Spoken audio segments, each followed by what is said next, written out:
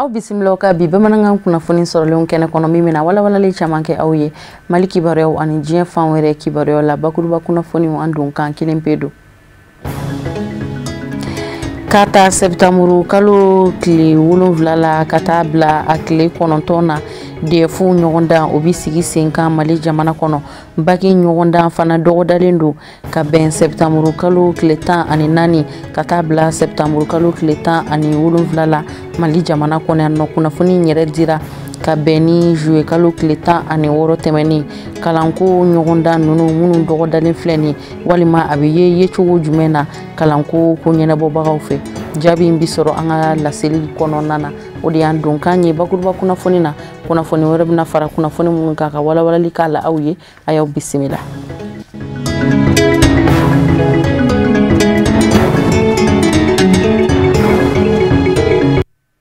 An balima bamanankan mɛnna waleɲumandɔn foli o bɛ ɲɛsin aw kelen-kelenna bɛɛ lajɛlen ma fo yan fo aw sigiyɔrɔw la tulo lasɔmi kɛra la an don kan na ka fɔ aw ɲɛna ka taa septembre kalo tile 7 la ka taa bila septembre kalo tile 9 na DF ɲɔgɔndan o bɛ na sigi sen kan Mali jamana kɔnɔ bagi fana o ɲɔgɔndan fana dɔgɔdalen don ka bɛn septembre kalo tile 14 ma ka taa bila septembre kalo tile 17 la an ka jamana kɔnɔ yan nɔ kunnafoni yɛrɛ dira kabiri ni juillet kalo tile 16 tɛmɛni an bɛ aw ladɔnniya k'a fɔ kalanko ɲɔgɔndan minnu ni olu dɔgɔdalen filɛ ni a yelen don ye cogo jumɛnw na an ka jamana kɔnɔ yan nɔ kalanko ko ɲɛnabɔbagaw fɛ jango a kɛra ka bɛn ni waati min ye an bɛ ka waati min latɛmɛ ni o ye diɲɛ bana jugu ye coronavirus bana ni o n'a kɔlɔlɔ jugu kɛlen don ka diɲɛ minɛ an bɛ aw ladɔnniya k'a fɔ a labɛn fana o bi ka sabati cogoya jumɛnw na o ɲininkali ninnu tɔmi sigira Samayira Sanogo ani a ka jatala Nuhum Kone de fɛ wulila ka don dugu bɔrɔn furancɛw ni ɲɔgɔn cɛ k'u ka ɲininkali tɛngu baara in ɲɛdɔnnaw la an ka jɛ an ka u ka laseliw lamɛn. Ko denw bɔ mɛ ɲɔgɔn fɛ mɛ kelenw tɛ kumadɔnnaw ko ten e ko o ma kɛ ɲinɛsan kalan baaraw cogoya ye wa bisi basa donnen kalanko la ka sanga ni mɛtiriw ka baarabila ye fɔɲɔgɔnkɔ min kun bɛ o ni jamana ɲɛmaaw ni ɲɔgɔn cɛ o baaraw kɔfɛ banasidɔnbali min kɛmɛ ka diɲɛ si ka sensabara kan coronavirus o ni a kɔlɔlɔ jugu nana kɔwa kɛ a tɔɔra ka sanga ni o ye ɲina san kuntala janyana an sigi min o sigi la examen de fin d'année kan ka kɛ datu mun na olu de filɛ k'o bɔ ka bi sɛbɛn dɔ fana bɔ ka caman k'a fɔ ko examen bɛ bɛn dati ma donc defu mɔgɔw b'o la minnu bɛ BT kɛ olu b'o la bagi fana b'o la donc an bɛɛ dun b'a dɔn actuellement n'i bɛ kuma i tɛ se ka kuma i kelen kan parce que Mali ko de don yɔrɔ caman bɛ yen nɔ c'est très bien samiya wagati la denw bɛ taga sɛnɛ de kɛ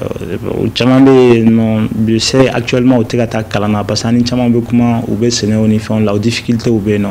donc examen fana dati nana cun sisan on sait très bien que n'i y'a jateminɛ programme na n'i ye ekɔliso sigi sigiyɔrɔma 100 i b'a sɔrɔ mun avancera programme na a tɛ tɛmɛ 30 ɲɔgɔn na kan ni bɛ se ka n permettre k'a fɔ ten togo la. San yiriyara a ma kɛ anw se t'a la aw se t'a la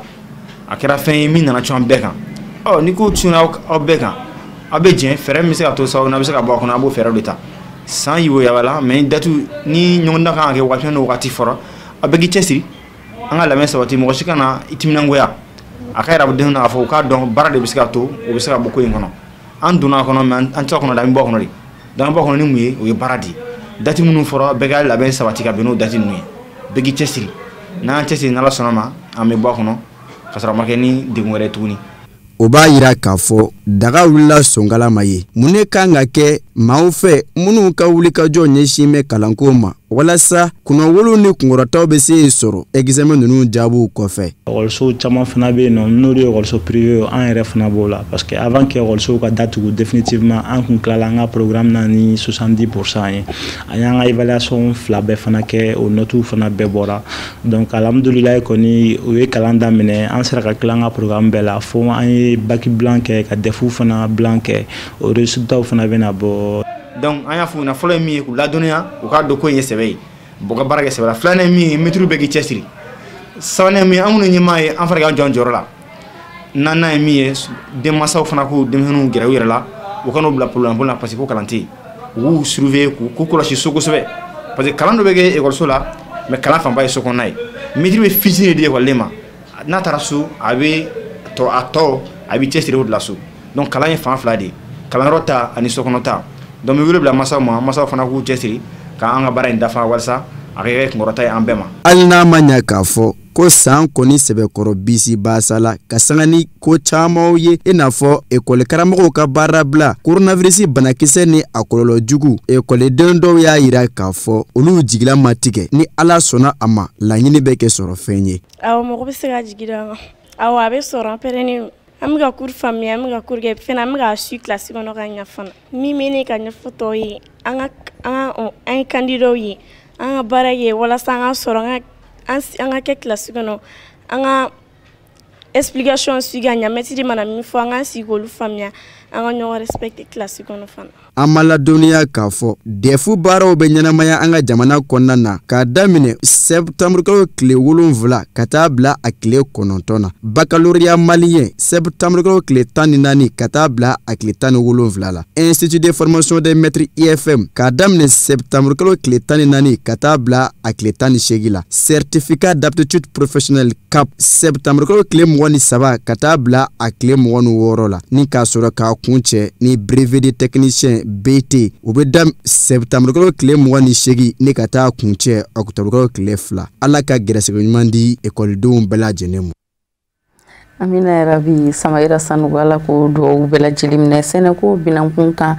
ɲina san campagne agricole a bɛ na degun dɔw dɔn ka sanga ni coronavirus banako ye min kɛlen don ka diɲɛ minɛ an bɛ aw ladɔnniya k'a fɔ u bɛna kɛ sababu ye ka degun jumɛnw ka olu lase sɛnɛko sɔrɔ ma o ɲininkali tɔ min sigira Amadu Kamara hakɛto b'a kan ani Nuhum Kone olu wulila ka don dugu bɔlɔn furancɛw ni ɲɔgɔn cɛ ka jaabi sɔrɔ o ko kun kan an ka jɛ an ka sɔrɔlenw ɲamada. Produit minnu jate minɛlen don n'an b'a wele ko bagajiw n'u bɛ kɛ sababu ye ka bin ale ni fɛn ɲɛnamaniw k'u faga k'an ka sɛnɛfɛnw k'olu lakana ka sanga ni coronavirus banakisɛ donni an ka jamana kɔnɔ olu donni gɛlɛyara an ka jamana kɔnɔna na. Bija e mun fɔ herbicide azotiki nafa ba de b'a la sɛnɛko kan parce que a mɔgɔ dɛmɛ ka bin faga ni y'a mɛn sɛnɛ ni y'a kɛ fɔlɔ ka bin ka fɔlɔ min na bɛn ka fɔlɔ min na ni depuis ni nana ni de ya mɔgɔ kelen bɛ hectare 20-30 sɛnɛ herbicide ni fɛn de ye mɔgɔ dɛmɛ pour que se ka bin faga sinon fɔlɔ mɔgɔ se ka hectare 2-3 sɛnɛ bin min na mais développement nana cogo min na fɛn mun nana mais fo fana gɛlɛya dans la fo mɔgɔ fana ka beaucoup attention parce que bin fagala ka ca et ka taa produit bɛ sugu kɔnɔ toujours produit ka bila sugu kɔnɔ fo ka taa n'a ye de ka molege de ne ko mun fɔ sɛnɛkɛlaw ye u bɛ fɛn o fɛn san ka sɛgɛsɛgɛ kosɛbɛ k'a lajɛ moins ni fɛn san sugu la adresse foyi t'a la n'a taara accident kɛ se ka jɔ min na ne ka kan dɔrɔn sinon k'a fɔ kɔni kɔrɔma y'a ko nɔgɔya bolo a droit ni fɛnw o kɔni man gɛlɛn kosɛbɛ an fana b'a an ka feere prix nɔgɔman na pour que sɛnɛkɛlaw ka se ka certifier degun kɛra la mais ale sɛnɛkɛfɛn ninnu f'i ka commande depuis janvier de i ka commande k'i ka précaution ta a sɔrɔ ko ne retard ta dɔɔni mais an ka précaution ta depuis janvier kan ka minnu commandé an y'olu bɛɛ contrat fɛn bɛɛ signé ka ban olu bɛ signé commande bon coronavirus nana yɔrɔ sinu datuguna kalo kelen kalo fila mais comme samiyɛ fana mana joona dɔɔni alhamdulillah donc produit bɛ kɔni sera ka dɔn k'a sɔrɔ fɛn ma dɔn kan. Jateminɛw y'a yira k'a fɔ ko an ka sɛnɛfɛnw bagaji ninnu jɔyɔrɔ ka bon kosɛbɛ u ka ɲɛta sabatili la bawo fɛn ɲɛnɛmaniw ani binw olu bɛ kɛ sababu ye ka sɛnɛfɛnw k'u lasegin kɔfɛ kɛrɛnkɛrɛnnenya nin waati yɛlɛmako tile in na. Bin fagalan ninnu dun jɔyɔrɔba de b'u la parce que an ka kamalen waasa minnu bɛ se ka ta ka sɛnɛ kɛ forow kɔnɔ u caman de taara sanubɔyɔrɔ in na hali n'u tɛ fɛn sɔrɔ yen k'a sɔrɔ u bɛ taa dingɛ min sen yen o yɔrɔ ka jan ni hectare 10 yɛrɛ mɛ u b'o sen ni fusaya ni ka to forow kɔnɔ. Ya donc main d'œuvre tɛ foro kɔnɔ bin fagala in de bɛ sɛnɛ ka di mɔgɔ minnu ye a b'u dɛmɛ parce que a b'i dɛmɛ k'i ka foro ka sɛnɛkɛfɛnw kɔrɔsiyɛn a b'a dɛmɛ fɔlɔ yɛrɛ ka foro binw faga pour que ka laburu kɛ i ka a wuli k'i ka danni k'a kɔnɔ n'a falenna fɛnɛ ni bin cayara i bolo dɔw bɛ o b'a siyɛn ka jɛ. Ni baara kɛbagaw ka fɔ la tɔn ni fɛn ɲɛnɛmaniw ale ni binjugu n'olu ma kɛlɛ teliya la a bi kɛ sababu ye ka belebeleba bɔ sɛnɛkɛla ka sɔrɔ la. An kɔni ka baara tɛ dɔwɛrɛ ye ka sɛnɛkɛlaw dɛmɛ k'u bilasira ni sɛnɛkɛminɛnw sɛnɛkɛfɛnw n'a bɛ fɔ ma ko intrant agricole sɛnɛ maɲɔgɔnw k'a bɛɛ sɔrɔ k'a lase u ma nɔgɔya la walasa u ka se k'u ka ci kɛ u ka fɛn sɔrɔ parce que sɛnɛ tɛ kunfɛ kɛ ye tugun wa sɛnɛ fɛnɛ tɛ se ka kɛ k'a fɔ ko i k'i da balo dɔrɔn ɲini. Anw fɛ sojeba la bi anw kɔni bolo mɔgɔ o mɔgɔ n'i bɛ sɛnɛ baara kɛ anw b'a fɔ de i ka sɛnɛ kɛ ka nafa sɔrɔ a la o de la sojeba la an b'a fɔ l'agriculture c'est pour de l'économie. Nous on veut une agriculture économique au Mali o kɔrɔ tɛ dɔwɛrɛ ye dɛ sɛnɛkɛlaw ka se ka sɛnɛ kɛ u ka se ka sɔrɔ kɛ sɛnɛ la. Bon ɲinan san nin a gɛlɛyaw ma se ka taa k'an dan nka an kɔni sera ka fɛɛrɛw bɛɛ kɛ k'an firifiri pour que sɛnɛkɛlaw ka se ka kisi ni gɛlɛya nin ma. A kana juguya u ma u ka baara hukumu kɔnɔ o de la an y'a ye an bɛ fɛn minnu feere n'o ye sumansiw ye n'o ye bagajiw ye walasa ka sɛnɛkɛlaw ka sɛnɛkɛfɛnw kisi binjuguw ni fɛn ɲɛnɛmani juguw ma a kana jouer u ka sɔrɔ ka n'u ka sɔrɔ tiɲɛ an ma prix bɔ a togo la ko parce que coronavirus bɛ yen sojeba la an ma prix kelen layɛlɛ sanfɛ an ka prix ma bɔ a togo la o yɛrɛ an y'a jate minɛ k'a fɔ walasa an ka se ka sɛnɛkɛlaw dɛmɛ u ka se k'u ka sɔrɔ kɛ ɲinan banajugu min n'o u b'a fɔ ma ko coronavirus o kɔlɔlɔ kana se ka yɛlɛn u ka baara la an ye dɔ bɔ hali an ka suman dɔw prix la produit dɔw b'an bolo an ye dɔ b'u prix la minnu bɛ na an ka clients bɛ na ye k'a fɔ tiɲɛ na an ye nɔgɔya fɛnɛ kɛ u ye parce que ni banajugu nana anw kɔni bolo banajugu tɛ mɔgɔ kelen ta ye banajugu a bɛ na bɛɛ de n'a ma se i ma a bɛ se ka se i dafɛ jamana dɔ ma walima hali i ka jamana yɛrɛ kɔnɔ a bɛ se ka se jamanaden dɔw ma bon gɛlɛya man ka kɛ adamadenw tagabolo ye o kɔnɔ n'o ko sugu nana a bɛ nɔgɔya de kɛ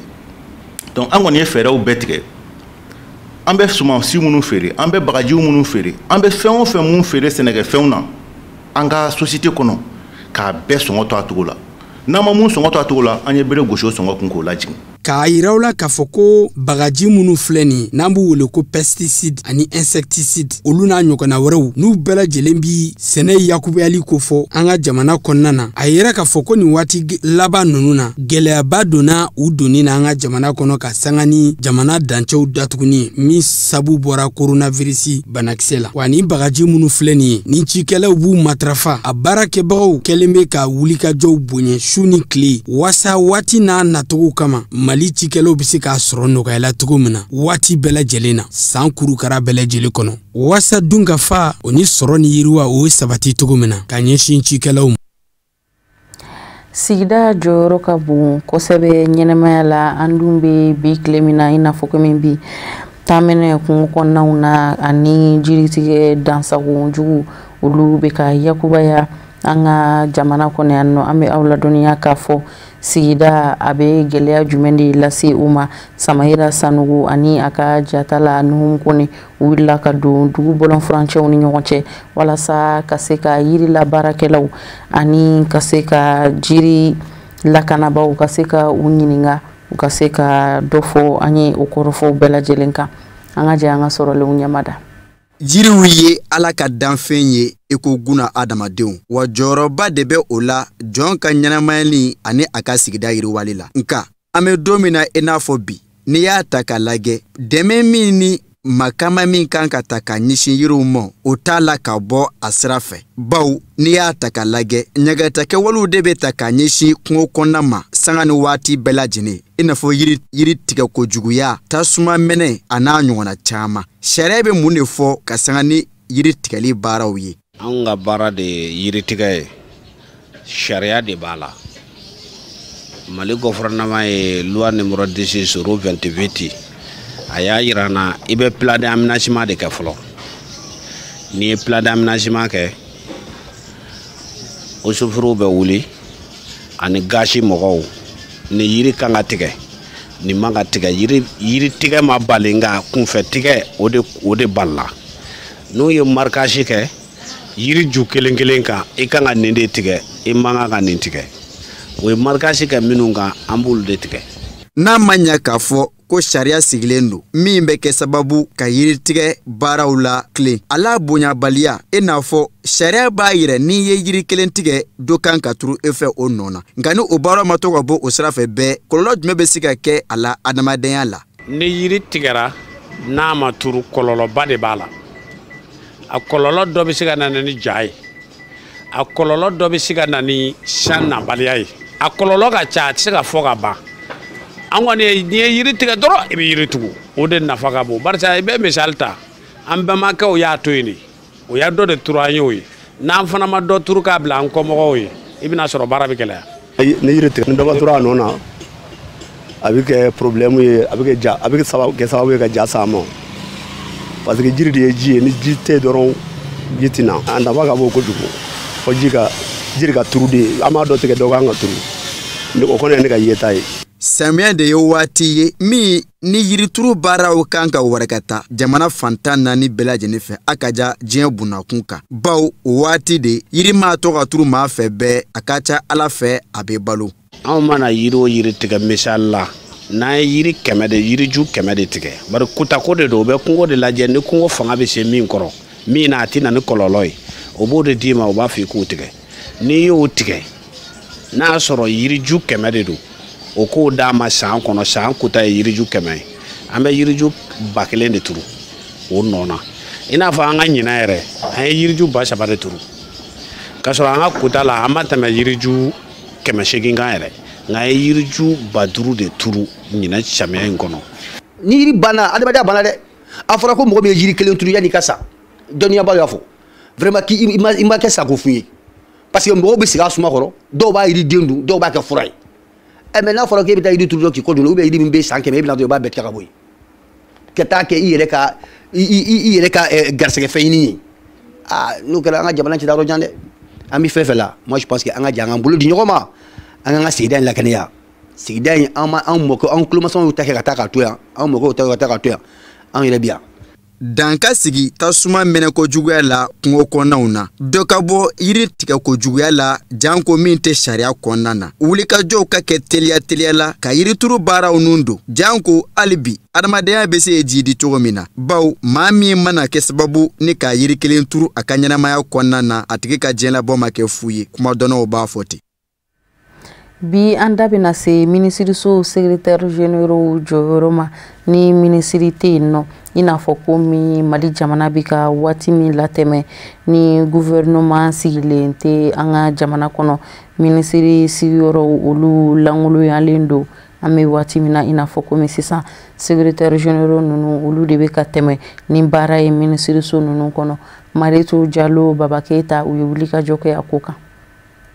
An ka yala-yalaw senfɛ an donna cité ministérielle kɔnɔ Bamako walasa k'a dɔn baaraw taabolo bɛ cogo di barisabula nin ye a kalo kelen ni dɔɔni ye minisiri tɛ yen nka baara ma jɔ k'a sabu kɛ secrétaire général olu de bɛ ka u wasa don minisiriso la secrétaire général yɛrɛ ka ɲɛci ye mun ye a bɛ baara kɛ minisiri ka yamaruya kɔnɔ baara minnu bolodalen no minisiriso fɛ a b'olu bɛɛ sigi sen kan décision minnu taara a bɛ minisiri dɛmɛ olu labatoni la a bɛ minisiri ladɔnniya minisiriso yɛrɛ taabolo kan baarakɛlaw bɛ cogo di u bɛ ka baara kɛ a kɛcogo la wa secrétaire général nin bɛɛ tɛmɛnen kɔ ka bɔ yen nɔ ni minisiri tɛ yen ale de bɛ minisiriso baaraw lawaleya. Depuis gouvernement démissionné na donc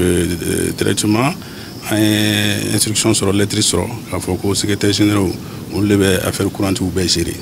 donc o hukumu kɔnɔna yɛrɛ la premier ministre yɛrɛ ye secrétaire général bɛɛ fara ɲɔgɔn kan ka a ɲɛf'u ye effectivement an kan ka faamuya cogo min na affaire courante ye min ye an kan k'o faamuya cogo min na an kana a limiter ko dɔw la dɔrɔn donc ça veut dire que ka taa o don ma ka se bi ma anw secrétaire général ninnu anw bɛ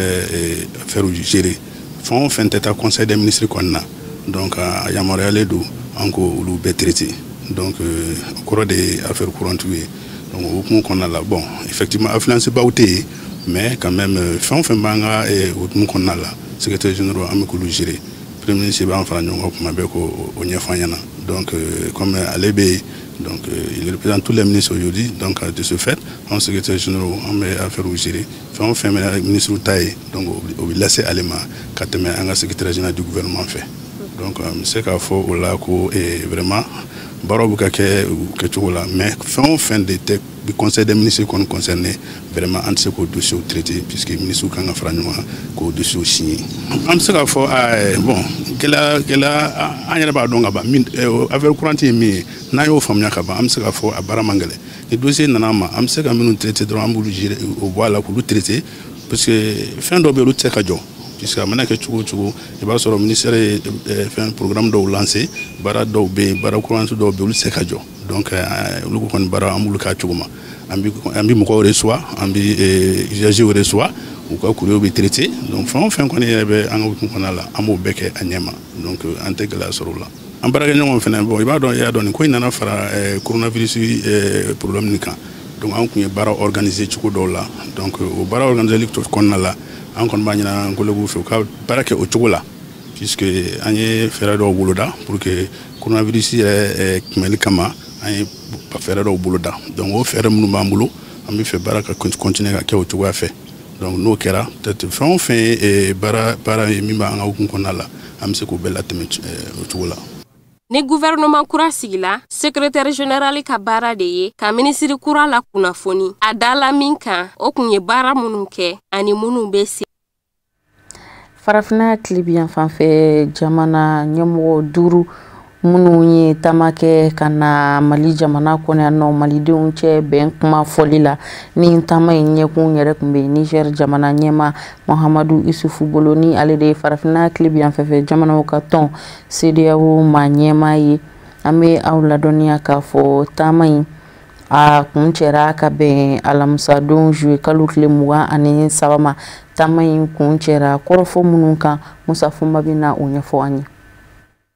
Farafina Kilibiyan fa jamanaw ka tɔ ciden minnu nana Mali jamana kɔnɔ ni jamana ɲɛma 5 kundo ka fara jamana ɲɛma kɔrɔ 1 kan nali kun ye ka lajɛ ka kuma malidenw yɛrɛ dama ni ɲɔgɔn cɛ bɛn bɛ se ka kɛ ko la cogo min ka sabu kɛ jakulu dɔ kɛmɛ ka jira k'a fɔ jamana ɲɛma ka fanga bila o kumana CEDEAO ɲɛma ni o ye Mahamadu Isufu ye a y'a yira k'a fɔ kuma ɲɔgɔnyaw kɛra Mali jamana kɔnɔ fanw ni ɲɔgɔn cɛ nka jigi ma waro ka sabu kɛ ntɛnɛ u kɛmɛ ka wele bila CEDEAO jamana ɲɛma bɛɛ ma bɛɛ ka ɲɔgɔn sɔrɔ lajɛ balalen na min senfɛ da bɛna don Mali kunkanko la janko gwɛlɛya min bɛ Mali jamana kɔnɔ gwɛlɛya in bɛ se ka ɲɛnabɔ CEDEAO fɛ a ko ntɛnɛ CEDEAO ka ɲɔgɔn kunbɛ kɛnɛ kan ko laɲinibaw bɛna kɛ min ye jamana ɲɛma Elhaji Ibrahim Boubacar Keita ka taali ko kuma kɔni ye k'o tiiri tɛ se ka sago ka sabu kɛ ko jamana ɲɛma Elhaji Ibrahim Boubacar Keita latali a dun sigira bɛnkan fanga kɔnɔ kalata senfɛ k'o ye jamana sariya sunba sɔsɔlen ye CEDEAO ɲɛkɔrɔ ɲɔgɔnkunbɛ in bɛ taa kuncɛ kuma min maa minnu bɛ wuli ka jɔ la ko fɔ IBK ka fanga bila ni nin y'a kalo 2 ni dɔɔnin ye olu ɲininkali y'a yira k'a fɔ u ma wasa sɔrɔ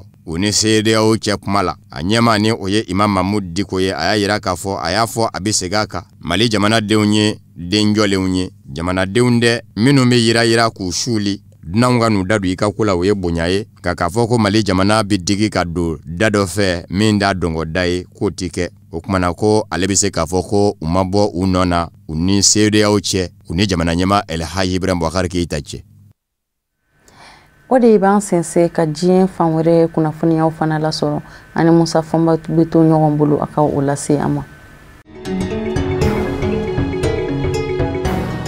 Kɔnɔwarikaw fɛ jamana kuntigisigi kalataw cɛbaw bɛ ka ɲɛɲini jogo min gwɛlɛya bɛ fankelen fɛ jamana ɲɛmayaso ni fangasinamatɔw cɛ kalata labɛnni jakulu commission électorale indépendante CEI do juillet kalo tile 15 tɛmɛnen farafina tɔnba union africaine bolofara min ɲɛsin bɛ hakɛw ɲinini mɔ ka di mɔɔw mɔ ni mɔɔw ser'u mɔ k'a fɔ u tɔɲɔna u ka jamana fanga fɛ o y'a yira k'a fɔ ale ka sɛgɛsɛgɛliw kɔfɛ kɔnɔwari kalata labɛnni jakulu ni o ye CEI ye a kɔnɔma ko ta fa i b'a ye k'a fɔ kuma ɲɔgɔnyaw ma kɛ ɲɔgɔn fɛ a m'o sigitɔ a dun ka don bala kɔnɔwari jamana ɲɛmaw fɛ o ni bi cɛ san 1 don jamana ɲɛmaw kun y'a laɲini yɛlɛma ka don kalata labɛnni jakulu la janko danaya bɛ se ka bonya fanga ni fangasinamatɔ cɛ ni kalata kɛra kɛfɛn ye nka fangasinamatɔw bilama kɛmɛ k'a ye k'a fɔ kalata labɛnni jakulu commission électorale indépendante CEI a kɔnɔma fanba kɛmɛ fanga masurunamaw ye kɛrɛnkɛrɛnni ɲɛna minnu bɛ marabolow kɔnɔ ani sigidaw la juillet kalo tile 15 farafina tɔnba union africaine ka bolofara in kɛtɔ k'i dan dandige kono wari kalata labɛnni jakulu kunga a y'a yira k'a fɔ hali n'o y'a sɔrɔla bɛn ma kɛ kalata labɛnni jakulu kɔnɔmaw kan jamana ɲɛmayaso ni fangasinamatɔnw jɛ fangasinamatɔnw fɛnɛ ma se ka na ni o n'a ɲɔgɔnna danganiya ye min b'a jira k'a fɔ maa minnu bɛ a kɔnɔ maaw de don minnu se tɛ u yɛrɛ lɔ ko jamana ɲɛmayaso ka fanga bi boli u kan wa kono wari jamana a kɛmɛ ka lapasaba minnu da ni o ye avokaw ye olu fɛnɛ kɛmɛ k'u toro farafina tɔnba union africaine bolofara ka o kɔrɔfɔ de fɛnɛ kan nka n'i ye se kɛ Arikona Bede ka fanga ɲinindɔ PDCI ye ani Laurent Kudubako ka fanga ɲinindɔ FPI olu ko fɔ ka kalata labɛnni jakulu commission électorale indépendante CEI yɛrɛ de ti ka segi a sigili kan. Congo Kinshasa jamana ɲɛma Félix Tshisekedi ka directeur de cabinet Vital Kamerhe min minɛna ka datugu ka sabu kɛ k'a ye jamana foroba nafolo dun dollar wari miliyɔn 50 ɲɔgɔn na k'o yera nɔ na n'a jirala k'a fɔ san 20 ka so k'a b'o kɛ a ka lapasabaw kun y'o bolo mɔnɔbɔ kiiri bolofara wɛrɛ fɛ k'a jira k'a fɔ kiiri tigɛcogo m'u diya a kun jirala k'a fɔ o kiiri fɛnɛ bɛ dayɛlɛ ka bɛn ni juma juillet kalo tile 24 ye an bɛ taa bala min na a jirala k'a fɔ o juillet kalo tile 24 kiiri bɔra a juakɔrɔ ka bila uti kalo tile 7 natala kɔrɔfɔ in mɛnna Vital Kamerhe ka lapasaba dɔ de fɛ ni o ye maître Jean-Marie Kabengela ye Vital Kamerhe a kɛra wasabilo ɲɛma ye ka tɛmɛ a si bɛ san 60 ani san 1 na tɔgɔtigiba fɛnɛ don Congo Kinshasa jamana kɔnɔ ka sabu kɛ seko ni dɔnko tigilama minnu bɛ yen ni o ye dɔnkilidalaw ye a ka gwɛlɛ i k'a dɔ ka dɔnkili mɛn k'i ma Vital Kamerhe tɔgɔ mɛn a kɔnɔ san 2018 laban daw la jamanakuntigisigi kalataw kɛtɔ Vital Kamerhe kun kɛlen k'a jira k'a fɔ a b'i kanbɔ a sinna k'a jira k'a fɔ kanbɔli ma bɔ bilen ale bɛ sin ka fara Félix Tshisekedi ka o n'a ka UDPS ale n'a ka fanga ɲinindɔ Union pour la Nation Congolaise UNC u b'o dɛmɛ o ka kɛ jamana ɲɛmaa ye bɛn kɛra o ka u ni ɲɔgɔn cɛ Félix Tshisekedi kɛlen jamana ɲɛmaa ye a ye Vital Kamerhe kɛ a ka directeur de cabinet ye an ma bɔ kari la ka ntɛnɛn sɔrɔ a nan bɛ jira k'a fɔ jamana ɲɛmaa ka tile 100 sɔrɔ jamana ɲɛmaaya la a ka dɔ Congo ka denw fɛ k'a fɔ yɛlɛma dugu jɛra fɔ o nɔ ka ye a b'i bolo nɔ bila fɛn dɔw la min bɛ kɛ nafa ye Congo jamana denw ma o dɔ kun ye so jɔtaw ye k'o bila Congo jamana denw ka bolo kan wari min kun kan ka don o sow jɔli dafɛ olu dangɛnɛmayali dafɛ baarabolo dalenw dolari wari miliyɔn 50 o de tununa tunun jogo la min sɛbɛkɔrɔ sena ka taa ye k'a fɔ a tɛmɛna Vital Kamerhe directeur de cabinet tɛgɛ de fɛ ko Liban jamana den dɔ fɛnɛ bɛ Congo Kinshasa jamana kɔnɔ ko Jamal Sami a si bɛ san 70 ani san 9 na k'a n'o de jɛra ka nafolo in dun u fila bɛ ka kiiriw jatigɛra alamusa Vital Kamerhe a yɛrɛ n'a kanubaw ka ca Congo Kinshasa fa min fɛ ni o ye Bukavu dugu ye n'o bɛ Sud Kivu mara la ani Goma n'o fɛnɛ bɛ Nord Kivu mara la ni mara fila bɛɛ bɛ danger la kanuba ninnu bɔra kɛrɛnkɛrɛnnen ɲɛna a ka fanga ɲinindɔ Union pour la Nation Congolaise UNC ka fa bɛɛ lajɛlen kɛ senɔ ye k'u b'a ɲini jamana ɲɛmaa yɛrɛ de fɛ Félix Tshisekedi a kɛmɛ k'i da ka bonbo ye a ka directeur de cabinet kɔrɔ Vital Kamerhe ka kiiri ko la a ka lajɛ k'i da don a la jango kiiri min bɛna sigi sen kan ko kura kiiri in ka se ka kɛ damakɛɲɛ kiiri ye n'o tɛ ko bin bɛ ka kɛ olu ka maa kan n'a bi jaki a ka jaki tiɲɛ kan n'a bi jo fana a ka jo ka d'a mɔ tiɲɛ fɛnɛ kan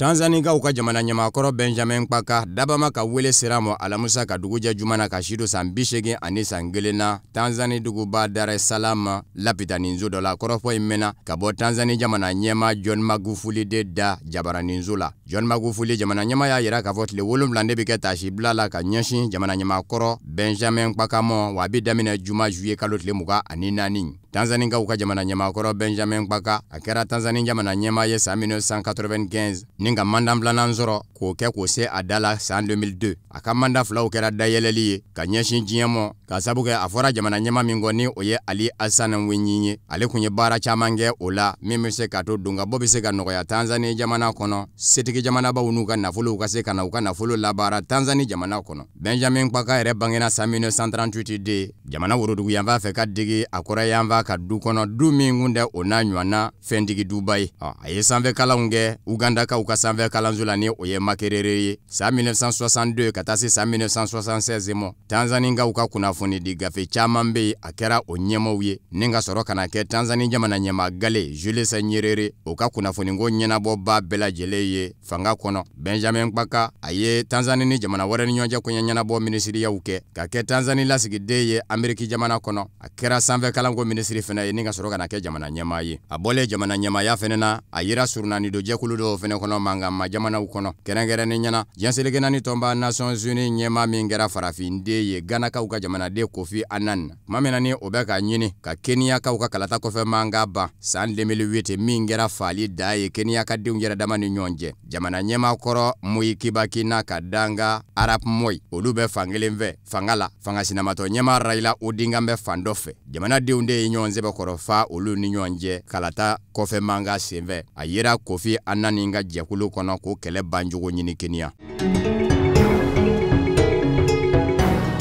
Sudan jamana kɔnɔ surasi muga ani shege ɲɔgɔn na su de yera dingɛ batigɛlen dɔ kɔnɔ wa surasi ninnu fara kabini san 1990 de ka sabu kɛ a donni kama Omar El Bashir bɛ fanga na Omar El Bashir sɔmina k'a fɔ u kuma fɛ k'a ka kafo jasu u su yera dingɛba min kɔnɔ a yera dugu min na o ye Omdurman ye Omdurman yɛrɛ ni Sudan vaba Khartoum ye tɛngu dugu ye kɔrɔfɔ in mɛna ka bɔ Sudan jamana tɔgɔla kiri ɲɛma bolo ni o ye procureur ye ka bɛn ni alamisa juillet kalo tile 23 ye nin bɛ kɛ dingɛba filanan de ye min yera Omar El Bashir ka fanga nɔna ma falenw na ka sabu kɛ jɛkulu dɔ sigira senga min bɛ ka sɛgɛsɛgɛli kɛ Omar El Bashir ka faaliw ka a ka fanga daminɛ sa a ye kafo jaso sami fo kana se a jigindo mɔ ka bɔ fanga na ni jamanadenw ka coci ye k'a fɔ k'a ye buru gwɛlɛya k'u tɛ jɛni a ye ni o kɛra bingun ye jateminɛw de bɛ ka kɛ a ka faaliw bɛɛ lajɛlen kan a jirala k'a fɔ ni maa 20 ani maa 8 jalatigiw minnu su yera dingɛba kɔnɔ san 1990 ninnu de nana Omar El Bashir a ka surasi gwɛlɛnw bɛ fa min fɛ jamana ɲɛmayaso kɛrɛfɛ k'o lakoli ka surasi dagayɔrɔ caman fɛnɛ minɛ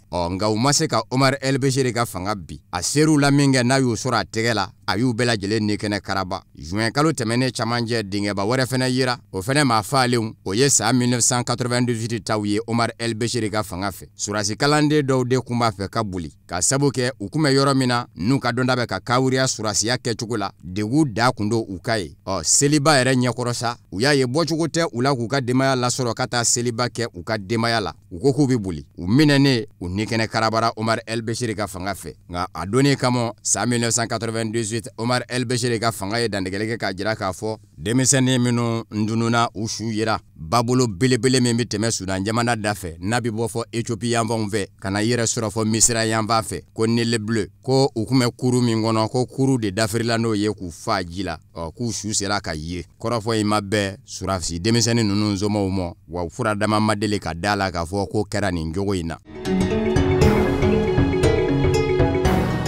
Turki jamana ɲɛmaa Recep Tayyip Erdogan ka bɛn ni juma juillet kalo tile 24 ye misiriba min bɛ yen a bɛ fɔ ten sa ka sabu kɛ don nataw la kɔni keretiyɛnya sokɔrɔba in Basilique Sainte Sophie a yɛlɛmana ka kɛ misiri ye k'a tɔgɔ da Turkikaw ka k'a la ko Aya Sofia a kurubungarila ni juma seli ye ka bɛn ni juma in ye Recep Tayyip Erdogan yɛrɛ kun b'a kɛnɛ kan yɔrɔkɔrɔba don min jɔ kuma ni bi ka ja Sainte Sophie keretiyɛnya yɔrɔ kun do don dɛmɛnenw na nka diinɛ fanga nane ka Constantinople bi ni Otomani fanga ye yɔrɔ in kɛra misiri ye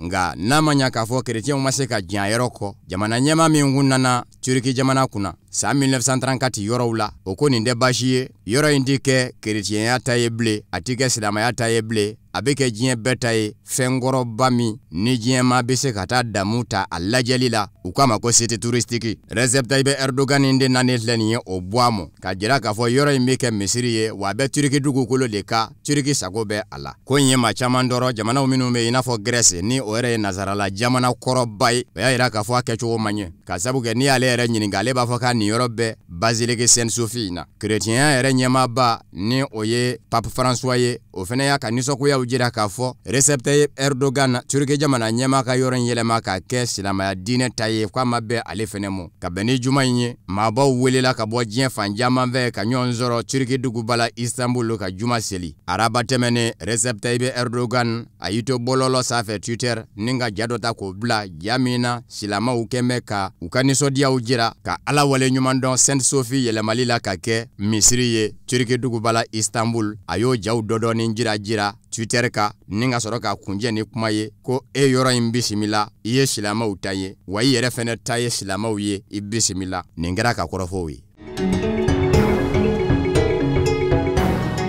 Sini jamana ɲɛmaaw ye a jira juillet kalo tile 24 juma in k'a fɔ Amerikikaw ka lasigiden nzo min bɛ sini dugukolo kan k'a bɛ datugu n'o ye consulat ye. Tajuru sara bere don ka ɲɛsin Amerikikaw ma ka sabu kɛ kwasa in na a tɛ tile 4 yɛrɛ bɔ Donald Trump y'a jira k'a fɔ sinikaw ka lasigiden nzo min bɛ Ameriki dugubala Houston k'a bɛ datugu ka sabu kɛ k'u sigalen don sini jamana la lasigiden nzo in k'u b'a kɔnɔ k'u tɛ dɔ wɛrɛ la ye k'u den ka Ameriki jamana surugu taama ka bɔ n'a ka gundow ye ani dɔnniyaw minnu bɛ ni Ameriki jamana kɛmɛ k'olu kɛ gundo ye k'a bɛ jamana yiriwa n'o ye ko sini jamana bɛ den k'olu dɔw sunya ni ka sɔrɔ ka t'o bayɛlɛma a ka cogoya la k'o bila diɲɛ seleke naani bina k'u ka k'a yɛrɛ kɛ kodɔnna ye ni ka fɛn ɲini o la u k'a ma ko vol de propriété intellectuelle Amerikikaw ka minisiri min bɛ yen n'a ɲɛsin bɛ Ameriki ni jamana wɛrɛ ni ɲɔgɔn cɛ ko ɲɛnabɔw ma Mike Pompeo nin kɛra ale ka dantigɛli ye sini jamana ɲɛmaaw ye a jira k'a fɔ Ameriki jamana u tɛ ka ɲini u ni sini jamana cɛ ka nɔgɔya olu seko tɛ nin gwɛlɛya in ye dɛ nka a bɛ jagoya olu ka ni Ameriki jamana ye min da ka ɲɛsin u ma u k'o segi Ameriki jamana ma ni Ameriki jamana lasigiden nzo datugu do kɔni fɔ dɛ sini jamana fɛ sini dugukolo kan sini da datugu do fɔra Ameriki jamana fɛ Ameriki dugubala Houston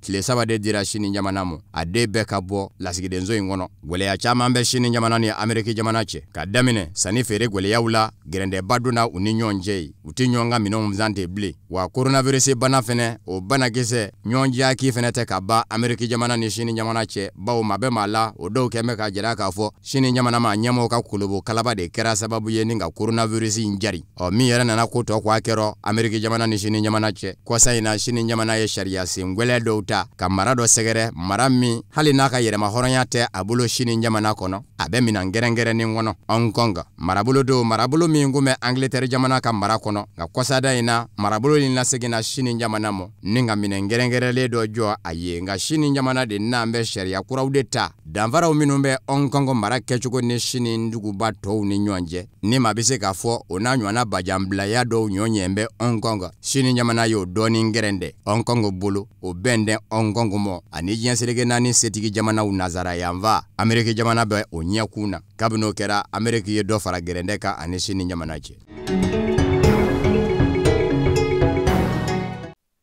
O de bɛ dansigi kɛ bi bamanankan kunnafoni sɔrɔliw na minnu sera ka fara ɲɔgɔn kan ka bɛn ni nin kuma in ye kunnafoni di so ɲɛmɔgɔyaso fɛ k'a lase aw ma aw ni ce aw ka ɲamadali la laseli nata ni Ala ma basi wɛrɛ kɛ an bɛna na ɲɔgɔn sɔrɔ nin kɛnɛ kelen kɔnɔ kuma kelen na.